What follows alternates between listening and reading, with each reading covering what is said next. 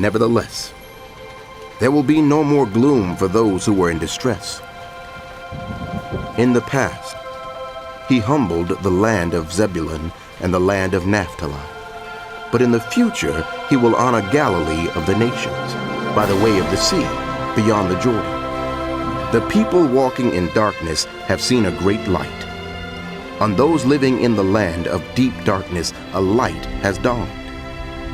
You have enlarged the nation and increased their joy. They rejoice before you as people rejoice at the harvest, as soldiers rejoice when dividing the plunder. For as in the day of Midian's defeat, you have shattered the yoke that burdens them, the bar across their shoulders, the rod of their oppressor. Every warrior's boot used in battle and every garment rolled in blood will be destined for burning, will be fuel for the fire. For to us a child is born, to us a son is given, and the government will be on his shoulders, and he will be called Wonderful Counselor, Mighty God, Everlasting Father, Prince of Peace. Of the increase of his government and peace there will be no end. He will reign on David's throne and over his kingdom, establishing and upholding it with justice and righteousness from that time on and forever. The zeal of the Lord Almighty will accomplish this. The Lord has sent a message against Jacob. It will fall on Israel. All the people will know it.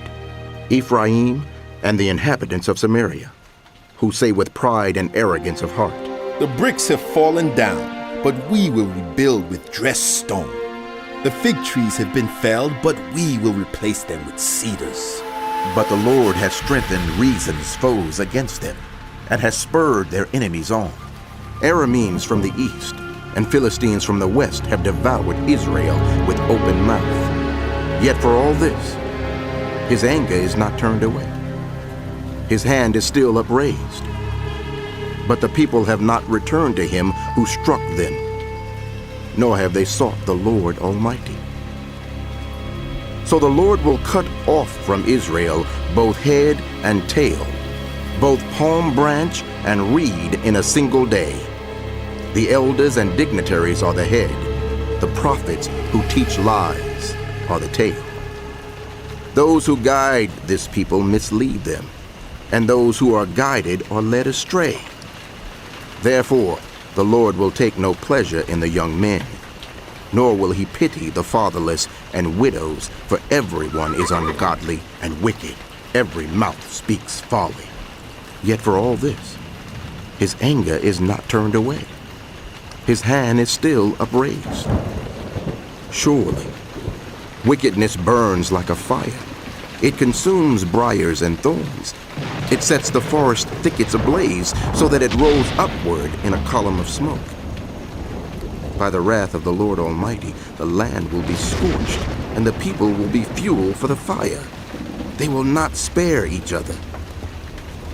On the right, they will devour, but still be hungry.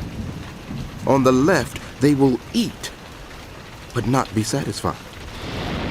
They will all feed on the flesh of their own offspring. Manasseh will feed on Ephraim, and Ephraim on Manasseh. Together they will turn against Judah. Yet for all this, his anger is not turned away. His hand is still upraised.